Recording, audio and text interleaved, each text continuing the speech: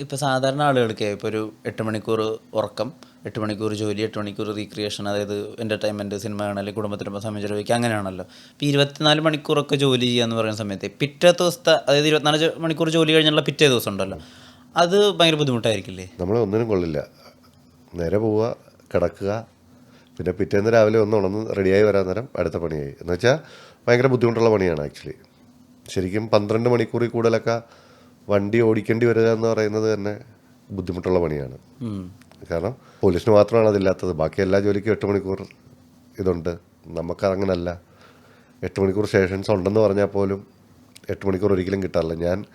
ഇനി ഞാൻ ആ ഡ്യൂട്ടി അല്ല, ഡ്രൈവറുടെ പണിയല്ല ചെയ്യുന്നതെങ്കിൽ തന്നെ രാവിലെ 8 മണിക്ക് സ്റ്റേഷനിൽ കയറണം. എങ്ങനെയായാലും അന്ന് നോർമൽ ഡ്യൂട്ടി ആണെങ്കിൽ വൈകിട്ട് 8 മണി വരെ ആവും. അപ്പോൾ തന്നെ 12 മണിക്കൂർ നമ്മൾ ജോലി ചെയ്യുന്നുണ്ട്. ഇറങ്ങി പോകുമ്പോൾ ഒരു സമയമാവുകയും ചെയ്യും. 8 മണിയെന്നെല്ലാം പറയുന്നതാണ്. പക്ഷേ അന്ന് ഇപ്പം കേസുകൾ ഉണ്ടല്ലോ, സുമോട്ടോ കേസ് എന്ന് പറയും. ഇപ്പം മദ്യപിച്ച് വാഹനം ഓടിക്കണം. അന്ന് ആ 2 കേസ് കിട്ടിയില്ലെങ്കിൽ അത് കിട്ടുന്നിടം വരെ നമ്മളവിടെ നിൽക്കേണ്ടി വരും. അപ്പോൾ ചിലപ്പോൾ 10 മണിയായിരിക്കും. അത് നോർമൽ പല ജോലിക്കും ഒരു 8 മണിക്കൂർ പണിയെടുത്ത ദിവസങ്ങളില്ല ഞാൻ പോലീസ് സ്റ്റേഷനിൽ പോയിട്ട്. മിനിമം 12 നമ്മൾ ഈ കൂട്ടുകാരൊക്കെ ചെക്കിങ്ങിനൊക്കെ പോലീസുകാർ നിൽക്കുന്ന സമയത്ത് പറയുന്നൊരു വരിയുണ്ട്, മാസാവസാനമായി അവർക്ക് ടാർഗറ്റ് മുട്ടിക്കണം എന്ന്. ശരിക്കും അങ്ങനെ പോലീസിലൊരു ടാർഗറ്റ് മുട്ടിക്കാൻ വേണ്ടിയിട്ടുള്ള ചെക്കിങ്, അങ്ങനെ ഒരു പ്രക്രിയ ഉണ്ടോ? എനിക്കറിയാവുന്നിടത്തോളം പോലീസുകാർ ഈ വഴിയിൽ നിന്ന്, കേരള പോലീസിൻ്റെ കാര്യം പറയാം, വഴിയിൽ നിന്ന് ഒരാളുടെ ഒരു 100 രൂപ വാങ്ങിക്കേണ്ട ആവശ്യമുള്ള ഒരു പോലീസുകാരനും ഇല്ലെന്ന് വിശ്വസിക്കുന്ന ആളാണ് ഞാൻ. അല്ല കൈക്കൂലി ആയിട്ടല്ല, പെറ്റി പിടിക്കേണ്ടത് ഒരു എണ്ണം ഉണ്ട്, അങ്ങനെ തയ്ക്കാൻ വേണ്ടിയിട്ട് മാസാവസാനം ധാരണയുണ്ട് ആളുകൾ. അല്ല, അത് ഒരു സമയം വരെ കറക്റ്റാണെന്ന് വെച്ചാൽ ഓരോ എസ്ഐക്കും സുമോട്ടോ കേസുകൾ എന്ന് പറയുന്നത് എന്നത് പെറ്റി ഫൈനിലോട്ട് പോകുന്ന കേസുകളാണ്. മദ്യപിച്ച് ബഹളം ഉണ്ടാക്കിയ ഒരാൾ, അല്ലെങ്കിൽ മദ്യപിച്ച് വാഹനം ഉണ്ടാക്കി. അപ്പോൾ അത്തരം കേസുകൾ ഒരു 4-5 എന്തായാലും ഒരു സ്റ്റേഷനിൽ എടുക്കേണ്ടി വരും.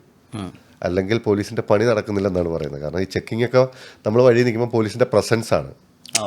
നിങ്ങൾ അങ്ങനെ കൂടെ ചിന്തിക്കുക. ഈ മോശം പ്രവൃത്തികളോ അല്ലെങ്കിൽ അങ്ങനത്തെ ആൾക്കാർ വരുമ്പോൾ പോലീസിൻ്റെ പ്രസൻസ് ഒരു വലിയ മാറ്ററാണല്ലോ. അവരെ അത്ര സ്ഥലങ്ങളിൽ നിന്ന് മാറാൻ പ്രേരിപ്പിക്കും. അപ്പോൾ ആ ചെക്കിംഗ് ഒരു പ്രസൻസിൻ്റെ ഭാഗമാവാം, എല്ലാം ആവാം. ഈ പോലീസ് ജോലിക്ക് കയറി കഴിഞ്ഞാൽ ഇന്ന ഗുണങ്ങളൊക്കെ ഉണ്ടെന്ന് അറിഞ്ഞിട്ടാണോ പോലീസ് ജോലിക്ക് കയറുന്നത്? അങ്ങനെ ഗുണങ്ങളായിട്ട് ആരെങ്കിലും എന്തെങ്കിലും പറഞ്ഞിരുന്നു? എനിക്ക് ശരിക്കും അറിയില്ലായിരുന്നു ഇത്രയും ഭീകരമായ ട്രെയിനിങ് ഉണ്ടെന്നൊക്കെ. ഞാൻ ഭയങ്കര പോലീസുകാരെ മാത്രമേ കണ്ടിട്ടുള്ളൂ. അവിടെ ട്രെയിനിങ്ങിന് ചെല്ലുമ്പോഴാണ് 210 വർക്കിംഗ് ഡേ എന്ന് പറയും. മിനിമം ഒരു 9 മാസം. ഈ സമയങ്ങളിൽ നമ്മൾ വെളിയിൽ ആരെയും കാണുന്നില്ല. രാവിലെ 5 മണിക്ക് എണീക്കുന്നു. ഞാൻ ജീവിതത്തിൽ എൻ്റെ തുണി അലക്കാത്ത ആളായിരുന്നു. തുണി അലക്കാൻ തുടങ്ങി, പാത്രം കഴുകാൻ തുടങ്ങി, ഗ്രൗണ്ടിൽ പോവുക, പരേഡ്, എക്സർസൈസ്. ഇനി എന്തെങ്കിലും തെറ്റ് പറ്റിയാൽ പോലീസിലൊരു ശിക്ഷ ഒരാൾക്കല്ല, എല്ലാവർക്കും കൂടെ ഒരുമിച്ചാണ്. അത് ആര് തെറ്റ് കാണിച്ചാലും. അങ്ങനെ അതെല്ലാം കഴിഞ്ഞ് 6 മാസം ഇറങ്ങിക്കഴിഞ്ഞപ്പോൾ വേണ്ടാന്ന് വെച്ച് ഞാൻ അതിന് മുമ്പ് മെഡിക്കൽ റപ്പായിട്ട് അത്യാവശ്യം കുഴപ്പമില്ലാത്ത ശമ്പളം കിട്ടിപ്പോയ ആളായിരുന്നു. അപ്പം സർക്കാർ ജോലി എന്ന് പറയുമ്പോൾ നമ്മളങ്ങനെ പോകുന്നതാണ്, സേഫ്റ്റി എന്ന് പറഞ്ഞു പോയതാണ്. പക്ഷെ എനിക്ക് വർക്കാവുന്നൊരു സ്ഥലമല്ലായിരുന്നു പോലീസ് എന്ന് എനിക്ക് പിന്നീട് മനസ്സിലായി. ഈ സ്പേസ് എനിക്ക് പറ്റുന്നില്ല, ഇത് ഞാനും ഇതും ഭയങ്കര ദൂരെയാണ്, ഒരിക്കലും എനിക്ക് അവിടേക്ക് എത്താൻ പറ്റില്ല, എനിക്ക് ഇതിനോട് നീതി പുലർത്താൻ പറ്റില്ല, അങ്ങനെ തോന്നിയ ഒരു സ്പെസിഫിക് ദിവസമോ അല്ലെങ്കിൽ ചെയിൻ ഓഫ് ഇവൻസോ ഉണ്ടോ? ചെയിനല്ല. ആദ്യ സമയങ്ങളിലൊക്കെ രസമായിരുന്നു ക്യാമ്പിലെ ജീവിതങ്ങൾ. നമുക്ക് ഉത്തരവാദിത്വം, വീട്ടിൽ പോകാനൊന്നും പറ്റില്ല. പക്ഷെ നമുക്ക് എന്താ പറയുക, നമ്മളൊരു നാട്ടിൻപുറത്തിരിക്കുന്ന കണക്കാണ്. പല സ്വഭാവമുള്ള 100 പേരോളം നമ്മുടെ കൂടെ ഉണ്ട്. നമുക്ക് ഇഷ്ടമുള്ളൊരു ഗ്രൂപ്പ് ആൾക്കാരുണ്ട്. നമുക്ക് ഇഷ്ടമുള്ള എൻ്റർടൈൻമെൻറ്റ്സ് ഉണ്ട് ക്യാമ്പിൻ്റെ അകത്ത്. എന്താ ക്യാമ്പിനകത്ത് സന്തോഷം? ക്യാമ്പിൻ്റെ സന്തോഷം നമുക്ക് ക്രിക്കറ്റ് കളിക്കാൻ. വൈകിട്ടാകുമ്പോൾ നമ്മൾ ക്രിക്കറ്റ് കളിയുണ്ട്, അല്ലെങ്കിൽ ക്യാരംസ്, ചെസ്സ്. അതോ ഞാൻ പറഞ്ഞ പല രീതിയിലുണ്ട്. പല ഇപ്പം ഞാനിപ്പോൾ ഒരു സിനിമാക്കാരനായെങ്കിൽ ക്യാമ്പിലെ ജീവിതത്തിൻ്റെ ഭാഗമാണ്. കാരണം ക്യാമ്പിൽ വെച്ചിട്ടാണ് ഞങ്ങളുടെ ബാച്ചിലെ നിതീഷ് സാറുമായിട്ട് പരിചയപ്പെടുന്നത്. Nitish എലവട Poonchira screen play writers ഒരാൾ, പിന്നെ എൻ്റെ സീനിയറായിട്ടുള്ള മാരാഷ് ഷായ് സാറ്. അപ്പോൾ ഞങ്ങളുടെ സിനിമ കാണാൻ പോക്കുണ്ടായിരുന്നു. അന്ന് പത്തനംതിട്ട മണിയാർ ക്യാമ്പിൽ നിന്ന് ഞങ്ങൾ പുതിയ സിനിമകൾ റിലീസ് ചെയ്യുമ്പോൾ സെക്കൻഡ് ഷോയ്ക്ക് പത്തനംതിട്ട വരെ പോകുമായിരുന്നു. പിന്നെ സിനിമാ സംസാരം, അങ്ങനെ ഒരു ഗ്രൂപ്പ് ഉണ്ടായി. അത് ഞങ്ങൾ എയർ ക്യാമ്പിൽ വന്നപ്പോൾ തുടർന്നു. അതിൻ്റെ ഭാഗമായാണ് ഞാനുമൊക്കെ സിനിമയിൽ വന്നു എന്ന് പറയാവുന്നത്. ആദ്യമായിട്ട് ഇത്തരം കഥകളൊക്കെ പറഞ്ഞുകൊണ്ടിരുന്ന ഞാനാണ്. എൻ്റെ കഥകളല്ല, നമ്മളുടെ ഒരു എക്സർസൈസ് ആയിരുന്നു. ഇങ്ങനെ ഒരു സിനിമ എന്തുകൊണ്ടത് ഇങ്ങനെ ചിന്തിച്ചിരുന്നെങ്കിൽ നന്നായേനെ. ചിലപ്പോൾ ആ സിനിമ പരാജയപ്പെട്ട് ഇന്ന കാരണങ്ങൾ കൊണ്ട് അങ്ങനെയുള്ള ചിന്തകളൊക്കെ വന്നിട്ടുണ്ട്. പിന്നെ പയ്യെ സിനിമയിലോട്ട് വന്നത് അങ്ങനെയാണ്. അപ്പോൾ ഞാൻ പറഞ്ഞ ആ ഒരു കാലം എനിക്ക് ഭയങ്കര രസമായിരുന്നു. ഇവരൊക്കെ ഉള്ളതുകൊണ്ടും ക്യാമ്പിൽ നിന്ന്. ഞാൻ ലോക്കൽ സ്റ്റേഷനിൽ പോയി കഴിഞ്ഞപ്പം എനിക്ക് ഒട്ടും പറ്റാത്തൊരു സ്ഥലമാണെന്ന് മനസ്സിലായി. കാരണം ഈ പറയുന്നതാണ് ഡ്യൂട്ടി ടൈം 1, 2 നമ്മൾക്ക് നല്ല കാര്യമൊന്നും കാണുന്നില്ലല്ലോ ലൈഫിൽ. ഒരു പോലീസ് സ്റ്റേഷനിൽ തമാശയായിട്ടുള്ള കാര്യങ്ങളൊന്നും ഉണ്ടാവാറില്ല, ചിരി ഉണ്ടാവുകയില്ല. നമുക്ക് ചിരി ഉണ്ടാവില്ല. ഇപ്പം നിങ്ങളൊരു ആക്ഷൻ ഹീറോ ബിജു എന്ന് തന്നെ പറയാം. അപ്പം അതിൻ്റെ അകത്ത് വെളിയിൽ നിന്ന് നോക്കുന്നവർക്കാണ് ചിരി. അതെ, അതിൻ്റെ അകത്ത് നിൽക്കുന്നവരെ സംബന്ധിച്ച് ഇതെല്ലാം നെഗറ്റീവ് തന്നെയാണല്ലോ.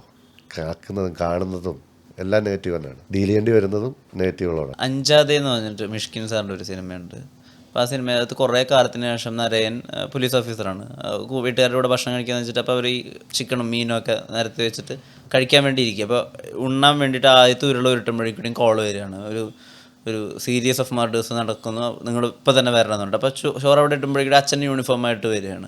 അങ്ങനെ സന്തോഷിക്കാൻ വേണ്ടി തുടങ്ങിയ ഒരു ദിവസത്തിൽ നിന്ന് പെട്ടെന്ന് ജോലിക്ക് കയറി വേണ്ട സന്ദർഭങ്ങൾ ഉണ്ടായിട്ടുണ്ട്. അല്ല, ഞങ്ങളുടെ ട്രെയിനിങ്ങിൻ്റെ ഇടയ്ക്ക് ലാസ്റ്റ് തന്നെ പറഞ്ഞായിരുന്നു, അക്കാഡമി വെച്ചിട്ട് ഞങ്ങൾക്ക് പറഞ്ഞു ഒരു ഓണത്തിന് 3 ദിവസം ബ്രേക്ക് ചെയ്യാണ് ട്രെയിനിങ്. ഒരുപക്ഷെ നിങ്ങളുടെ ജീവിതത്തിലെ അവസാനത്തെ ഓണം കൂടുതൽ ഇതായിരിക്കാം. കറക്റ്റാണ്. ഓണത്തിന് എത്ര പേർക്ക് അവധി കൊടുക്കാൻ പറ്റും? പിന്നീട് അങ്ങോട്ട് നമുക്കൊന്നും അവധി കിട്ടാറില്ല ഓണത്തിനൊന്നും. അല്ലേ ഒരു നല്ല ദിവസങ്ങളിലും അവധി കിട്ടാനുള്ള ഒരു സാധ്യതയില്ല. കാരണം പിന്നീട് നമ്മൾ പോലീസായി കഴിഞ്ഞാൽ പല നമ്മൾ റെസ്ട്രിക്റ്റഡ് ആകാൻ തുടങ്ങും. പണ്ട് ഒരു ഉത്സവപ്പറമ്പിലൊക്കെ പോയി ഗാനമേളയ്ക്കൊക്കെ തുള്ളിക്കൊണ്ട് നടന്ന എനിക്കൊക്കെ പോലീസായതിനു ശേഷം ആ സ്പേസി അങ്ങോട്ട് അടുക്കാൻ പറ്റില്ല.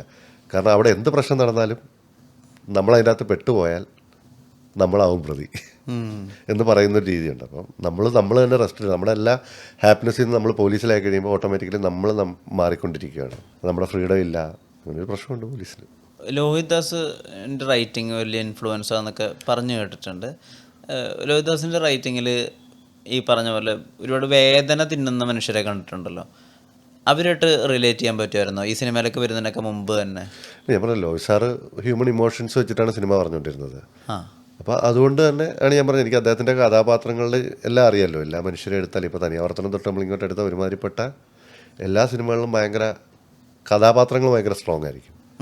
ഞാനും അതിൻ്റെ ഒരു റെഫറൻസാണ്. കഥാപാത്രങ്ങൾ സ്ട്രോങ് ആവണമെന്ന് വിശ്വസിക്കുന്നുണ്ട്. അത് എല്ലാ സിനിമയിലെയും കഥാപാത്രങ്ങൾക്കൊരു കാരണം ഉണ്ടാവണം, അവരുമായിട്ട് പ്രേക്ഷകർക്ക് ഈസിലി കണക്ട് ചെയ്യാൻ പറ്റണം, എന്നാലേ ആ സിനിമ കഥ മുന്നോട്ട് പോകത്തുള്ളൂ എന്ന് വിശ്വസിക്കുന്ന ആളാണ് ഞാനും.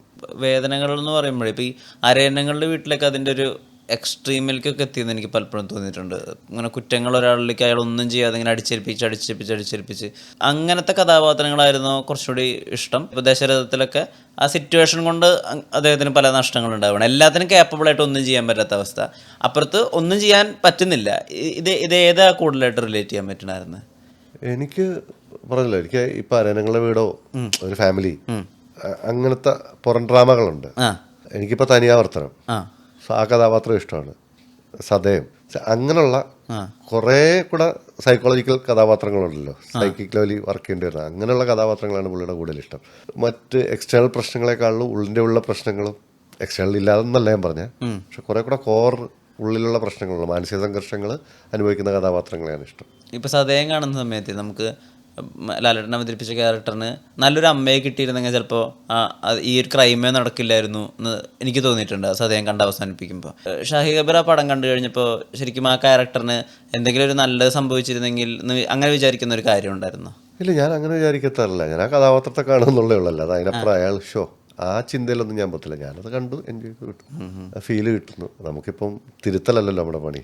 അപ്പം ആ കഥാപാത്രം അങ്ങനെയാണ്. നമ്മളുടെ സമൂഹത്തിൽ നമ്മൾ നോക്കിയാൽ മതി എങ്ങനെയാണ് ഓരോ മനുഷ്യൻ മാറുന്നതെന്ന്. എല്ലാവരും പറയാറുണ്ട്, 2 പൊളിറ്റിക്സിലാണല്ലോ, മനുഷ്യൻ നന്നായ സമൂഹം നന്നാവും എന്ന് പറയുന്നുണ്ട്. ഞാൻ അതിൻ്റെ ഓപ്പോസിറ്റാണ്. സമൂഹം നന്നായാലേ മനുഷ്യൻ നന്നാവും എന്ന് വിശ്വസിക്കുന്ന ആളാണ് ഞാൻ. ഇത് 2 പൊളിറ്റിക്സാണ്. അപ്പം സമൂഹം നന്നാത്തോടത്തോളം കാലം മോശം മനുഷ്യരുണ്ടായിക്കൊണ്ടിരിക്കും.